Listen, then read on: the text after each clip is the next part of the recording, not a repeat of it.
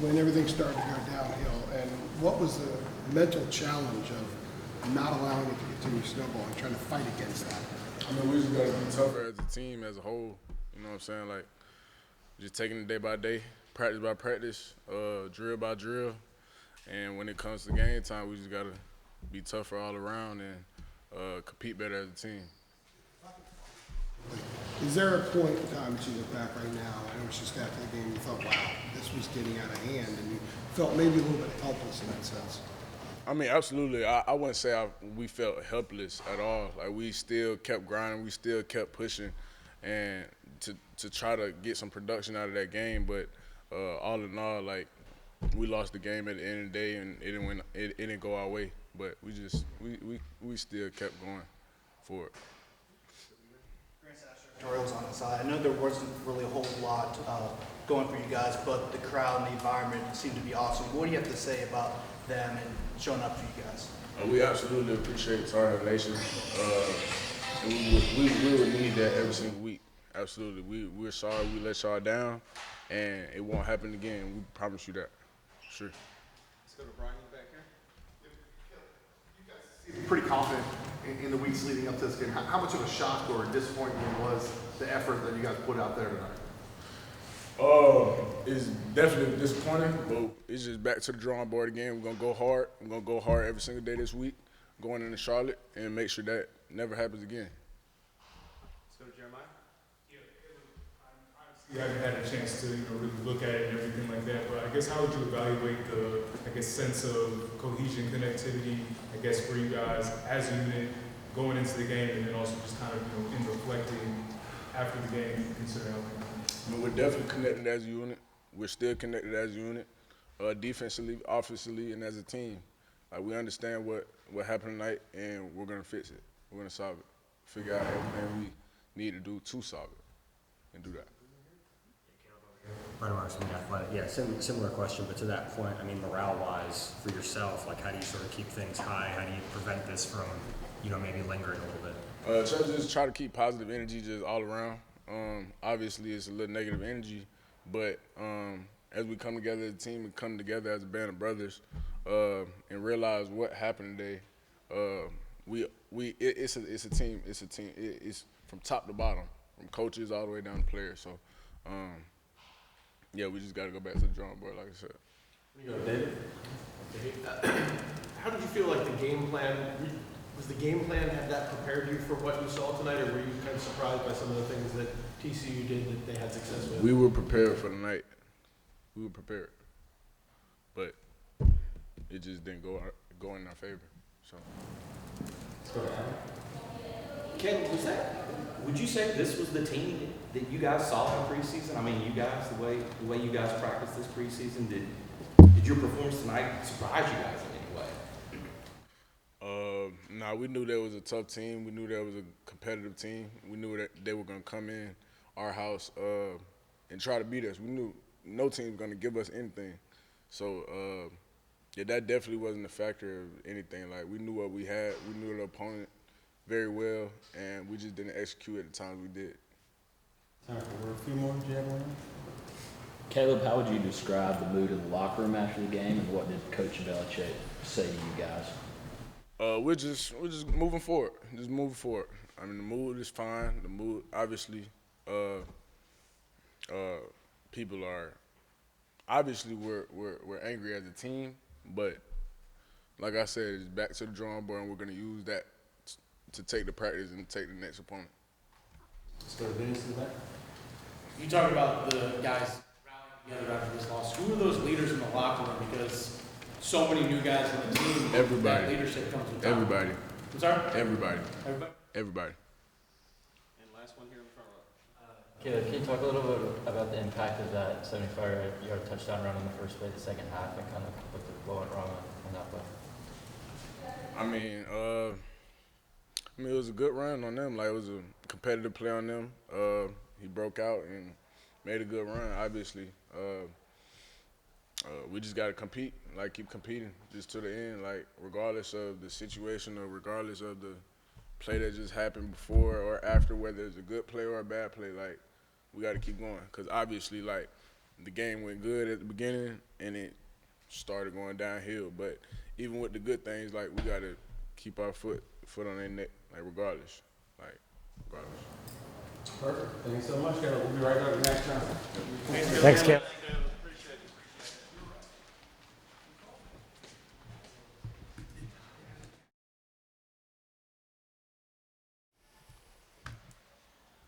We got quarterback Max Johnson here.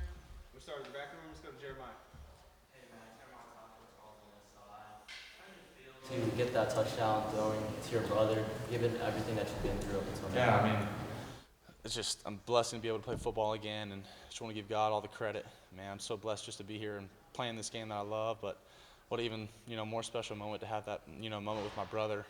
All the hours and times that we've had in high school, and then we had played at A&M together, and what a special moment. So. Let's go to Aaron here. Nice. Aaron Beard to the AP. There's been so much attention and buzz about Coach Belichick coming in. I'm curious, how would you describe your feeling right now of a game that really got away from you guys? Is it shock? I mean, how do you sort of reconcile what happened? No, I mean, I thought we were prepared for the game. We prepared, for a week and a half now for TCU specifically. But we've been working on our fundamentals for, this whole past year, and I thought we were prepared for the game, but it didn't go our way. We got to do a better job executing. Andrew Jones, Tar Heel 24/7. Aside from the outcome tonight, it would be impossible to describe you other than being victorious and being a success tonight. The fact that you walked onto the field and played, given where you were this time a year ago. Can you kind of process that? And I know that you guys are competitive, want to win, but is there any emotion intertwined with processing that? I wouldn't say I wasn't. I mean, I was just so thankful and happy to be out there. I just, threw the touchdown and threw the go ball to Vari and just gave God the glory just for, just being blessed to be able to be out there. I can't, I couldn't see myself, a year ago being where I am now, but I always trusted that, I had, my faith in Christ and how that kind of motivated me to get my, my leg healthy. And, but yeah, we got to do a better job of executing, and, we'll be ready to go next week. Let's go to Adam. Max, it obviously couldn't have been a better start for you guys out of the gate. What did you make of the adjustments that TCU was able to make and the adjustments that it seemed like you guys weren't? Like, what did you think changed? How did they change the game? And how were you guys not able to react to what they were able to? I think we just, we got to communicate better with each other, with, what we're, with what we're doing. They made some good adjustments. We made some adjustments coming out of halftime, but we just gotta go out there and execute better. We had some things that were there, and we just gotta do a better job of going out there, competing every single play, and throughout the whole game. Let's go to David. Max, David Hill with ESPN. You kind of walk us through. Obviously, you go through the competition. When you don't get the job, what was kind of your emotional response to it, and then how did you kind of prepare yourself to be ready for tonight? Yeah, I mean, I've been in, multiple quarterback battles in, my career in college, and it's crazy. There's ups and downs, and, you win some and then you lose some, and you just kind of find a way to, maximize your spot and where you are. Whether you're starting, you're preparing to play, whether you're the backup, you're preparing to play. It doesn't matter. So I think I was prepared to play this game. I prepared like I was a starter. I thought I had a good camp. I was fully healthy the whole time, and, just tried to work my butt off, and, I felt like I was just happy to be out there and play again and throw the ball, and just very blessed. Let's go to Shelby. Sorry, I'm curious.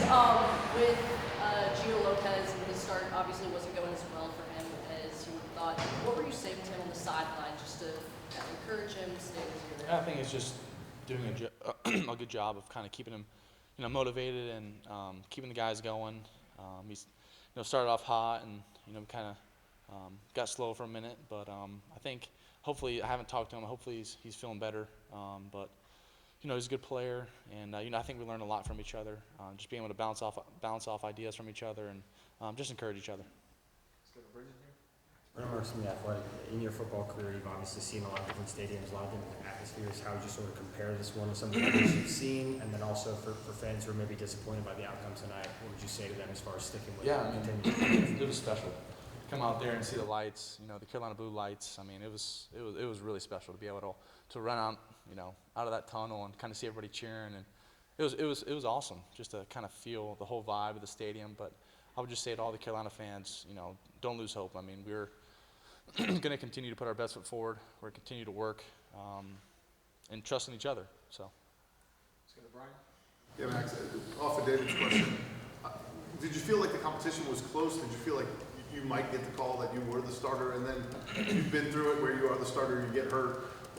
The opportunity that may present itself here moving forward. Yeah, I mean, I thought that I had a good fall camp. I thought I performed well. I expected to play. I mean, that's the way I'm always thinking. I'm never gonna I'm not gonna doubt myself. So I had faith in the way I competed in fall camp, but I was ready to go tonight. So. Let's go to Jeremiah in the back. Yeah, Max. When Bill and Caleb were in here, they were kind of talking about a regrouping, so to speak, back to the drawing board type of mentality. For you, from an offensive perspective, what do you think is that first, maybe a couple of priorities that you guys need to, kind of hone in on and work on? I just think we've got to communicate better, just with each other. We got to encourage each other, uplift each other. We know that, it wasn't a great showing for us tonight. So I think we got to just, like they said, just get back to the drawing board and, dial up some things and get going. Let's go to Noah here. Noah Weisskopf, Target 24/7. What was it like jogging onto the field there in the game? And just what went through your head and what were you thinking? What were the Again, I was just so happy to be out there. There was not a nervousness. I've played a bunch of college football, so I felt confident in myself to go out there and execute what was called. But again, just want to give God all the glory and the credit for allowing me just to be able to play the game of football still. Hey, Max, like you said, you've been through this multiple times. I know you went through this your freshman year at LSU and then, of course, at A&M. What do you think when you go on the field, especially when your team's down? What do you tell yourself? What do you do on the field? Just kind of get everything going, get everybody together, especially in such a tough time. Yeah, I mean, everybody goes through tough times, but it's just being able to encourage others around you, bring others up and uplift them. Just telling them to keep fighting, put it on film because it's going to get watched. So, just keep fighting, give your put your best foot forward, never give up. That's the thing that we will not do here is we will never give up. And last one for Aiden here. Max, Aiden, Marvin's Wire. I know obviously you wanted to go into the game.